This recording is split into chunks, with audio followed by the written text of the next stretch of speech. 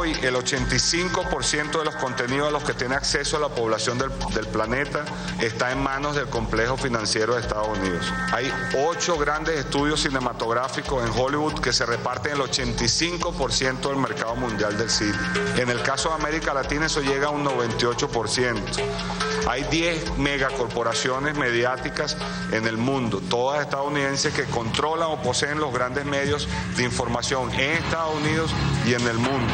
Que quienes manejan estos medios adquirieron una importante cuota de poder que no emana de la soberanía popular, sino del dinero, y responde a una intrincada madeja de relaciones entre los medios informativos y de comunicación y las más grandes corporaciones transnacionales estadounidenses, como la controvertida petrolera Halliburton Company del vicepresidente Dick Cheney, el Carlyle Group, que controla el negocio de la familia Bush, la proveedora del Pentágono Lockheed Martin Corporation, Ford Motor Company, Morgan Guaranty Trust Company of New York, y así muchas otras corporaciones. Los dueños de los medios no son independientes de las empresas que los controlan, ellos representan los intereses de esas empresas.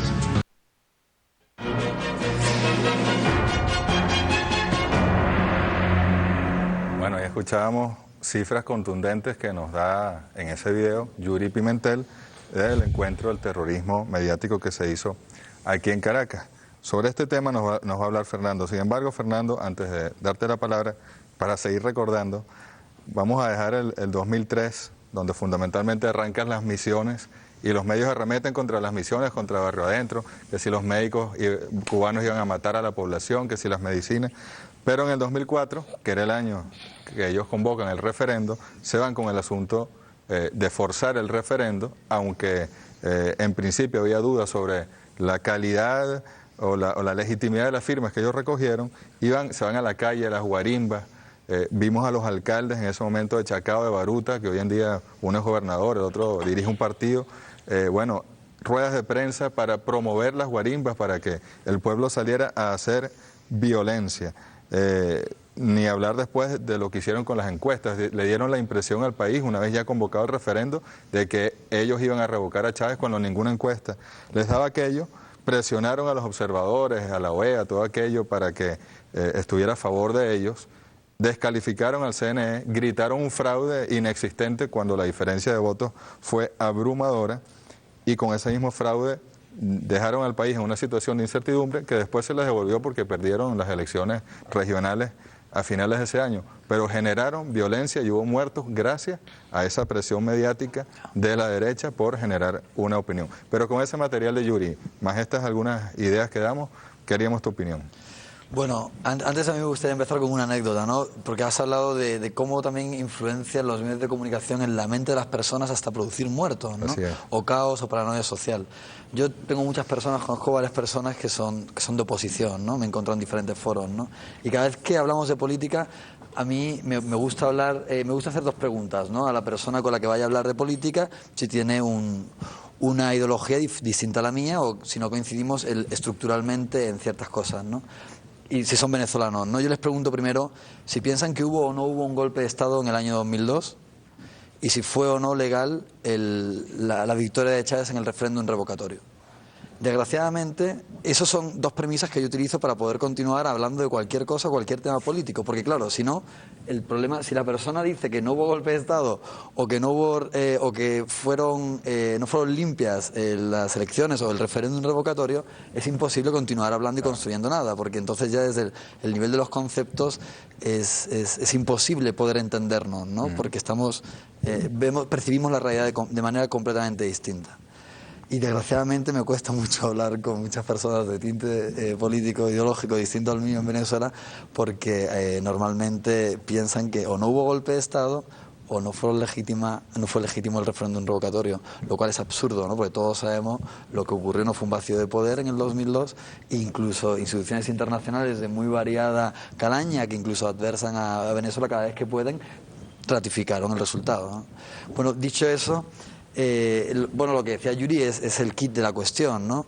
¿Qué ocurre? ¿Por qué hay una adversidad tan brutal por parte de ciertos medios que tienen unos intereses económicos muy claros en que esto no vaya para adelante, en que la revolución bolivariana se hunda? Pues obviamente porque si esto triunfa va a significar cambiar muchas cosas, cambiar las reglas del juego. Y cambiar las reglas del juego significa que los que se han beneficiado de una sociedad injusta, llevándose una porción muy grande, siendo una representación muy pequeña de la sociedad, van a tener que dar esos privilegios por terminados, ¿no? Y ese es realmente el kit de la cuestión. Normalmente los medios de comunicación están absolutamente permeados por intereses económicos. El motivo por el que la jornada, el ejemplo de antes, ¿no? Pero hay muchos otros ejemplos que quizás tengamos. La jornada es de México, ¿no? La jornada de México, sí. Pero que hay otros ejemplos, muy pocos, no adversan al gobierno de esa manera, sin que sean chavistas, ¿no? Sin que estén para nada con un interés en que con Chávez o con Venezuela. Es precisamente porque no están permeabilizados por esos intereses económicos, porque normalmente son también cooperativas de periodistas que sacan adelante un diario, algo extremadamente difícil hoy en día en un sistema capitalista como el de hoy, donde las corporaciones cada vez son menores y donde los monopolios mediáticos cada vez son mayores, ¿no? Es un caso excepcional la jornada. Excepcional, sí, totalmente. Bueno, nosotros cuando estuvimos trabajando juntos buscamos, porque queríamos hacer el contraste entre lo que son los medios de comunicación que llamábamos empresariales, que son los 23 medios más importantes en Occidente, y buscamos por todos los lugares donde podíamos encontrar medios que no fueran prensa empresarial, sino una prensa independiente, y en todo el mundo encontramos 5. Entonces 5 en todo el mundo. Bueno, en todo el mundo de los idiomas que manejábamos, claro, ¿no? Pero sí, hay pocos más, hay 7 a lo mejor en total. Bueno, vamos, antes de darle la palabra a Blanca, vamos a ver un material que va a ilustrar un poco lo que estamos conversando. Adelante. Chávez refleja la intolerancia de quienes concentran poder. No ha mejorado libertad de prensa. Pantalla, la CIP condena la postura agresiva. La violencia simbólica es sencillamente la capacidad que tienen los grandes medios, es decir, los grandes y poquísimos propietarios de los medios, de establecer el calendario social, ¿no? Nosotros no somos golpistas, no somos terroristas, no somos palangristas. Lo que sí somos periodistas. ¿Será que acaso somos los medios de comunicación los que estamos organizando las protestas en Venezuela? Terrorismo mediático es manipulación, es desinformación, es mentira lisa y llana. Quizás a nosotros nos acusan también porque somos los que transmitimos más las aventuras del señor presidente o la lengua que camina por la América Latina.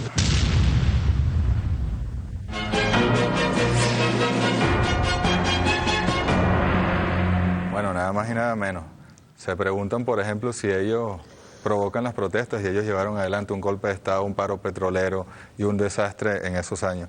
Y luego este señor de Globovisión, en ese momento era un director de Globovisión, bueno, abiertamente hablando, precisamente esta semana se aprobó una ley para impedir que los dueños de los bancos tengan a su vez medios de comunicación, porque evidentemente se utilizó ese medio de comunicación para fortalecer un banco que estaba prácticamente quebrado desde el año 94 y que no pudo superar estos años por el mal manejo, la mala gerencia, por el engaño, por el uso de los dineros de los ahorristas para fines personales, familiares y empresariales, y utilizaron a Globovisión para defender un banco que fue el Federal, que quebró y que hoy en día el gobierno, el Estado, la revolución, está saliendo adelante a pagarle con los recursos del Estado a esos ahorristas que fueron estafados y timados por los dueños del Federal, que son los mismos de Globovisión. Blanca. Ahí a confesión de parte, relevo de pruebas. Todos recordamos el día 12 cuando ellos se felicitaban. Gracias Globovisión, gracias Radio Caracas, gracias Venevisión, gracias. Todos se dieron las gracias por el golpe. Asumieron, pero abiertamente, que fueron los artífices. Pero además luego tenemos en estas declaraciones de Otto Neustadt como ellos, antes de los sucesos, de las muertes que los francotiradores provocaron para tener efectivamente montado el show, pero con sangre real, Lo grabaron antes en casa, igual de gente de los medios, dijeron todo, ensayar, les dio tiempo de ensayar, de hacer 2 ediciones de la cosa. Sí, es una cosa dantesca, impresionante.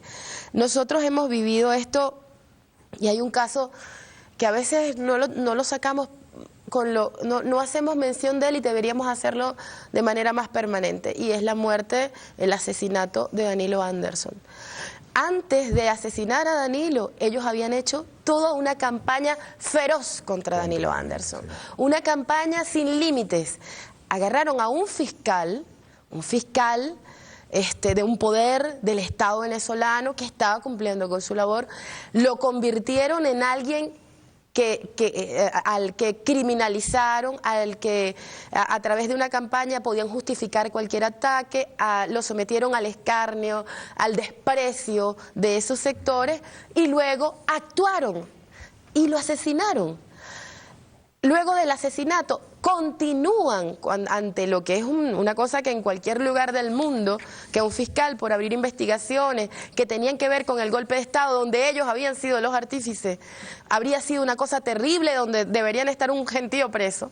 Entonces además acusan nuevamente al fiscal e inventan otra olla mediática para que ni siquiera después de muerto alguien pudiera reivindicar el nombre de Danilo Anderson. Era lo mismo con los desdentados, salvajes, chavistas, de los círculos del terror, que no merecen absolutamente nada. Es tan terrible el tratamiento que hicieron con Danilo, que además agarraron las fotos de la camioneta estallada con los restos de Danilo para banalizar la muerte al extremo. En el Nuevo País salió eso. Eso es un triple asesinato, es una cosa terrible. Antes de asesinarlo ya habían hecho una muerte pública, justificado su muerte. Luego lo matan y luego además reivindican que debe estar muerto. Es una cosa terrible. Pero recuerdo una frase de un compañero que viene del movimiento de cineclubes, como muchos de los que venimos de los medios comunitarios. Él es Luis Mercado, de Tacagua Vieja. Luis Mercado me decía en estos días, en los días previos al golpe de Estado, cuando hicieron el paro, que fue que el 10 lo levantaron, él fue a Chuao, cuando estaban ahí las defensas por los espacios de la petrolera. Entonces él se va con un grupo de patriotas a defender, porque en ese momento estaban atacando. Y él dice, yo no entendí, porque yo estoy creyendo que era dentro de las reglas del juego normal. Vamos a protestar, protesta tú, protesto yo. Y de repente llegan unos tipos, pero armados, eran unos carrizos grandísimos. Y el negro, Luis Mercado es un negro grande, pero él dice, lo que vino eran todos jugadores de rugby, yo no sé dónde lo sacaron. Con tal odio que él dice, yo empecé a correr y a correr y a correr y no podía parar de correr. Cuando llegué a Chacaíto, más o menos pensé que podía detenerme. Y me dice, ¿sabes por qué? Porque yo tenía la marca en la piel, yo era negro, yo no era de ahí. Imagínate tú en este país que Luis se sentía ya tachado con tal nivel de odio de estas personas, que él decía, yo no me podía meter en ningún lado para esconderme, porque no podía parecer como parte de ellos. Un venezolano que tuvo que correr hasta llegar a algún sitio donde pudiera mezclarse con unos iguales por la agresión y la violencia. Eso, que aunque tiene una historia de la invasión, de la colonización, realmente la exacerbaron, esa semilla la cultivaron y la convirtieron en un monstruo los medios de comunicación. Así es, así es. Historias como esa hay muchas. De hecho, la lucha de clases se ha expresado en los medios de comunicación. Por eso a veces uno se confunde cuando ve a algún compatriota negro, pobre, y resulta que está confundido, como también a veces hay gente de la burguesía que se ha sensibilizado con la revolución bolivariana y de una u otra manera la apoya, pero la lucha de clases está presente y está viva en esta revolución como en cualquier revolución progresista, socialista, y es una realidad que se ha expresado a través de los medios de comunicación.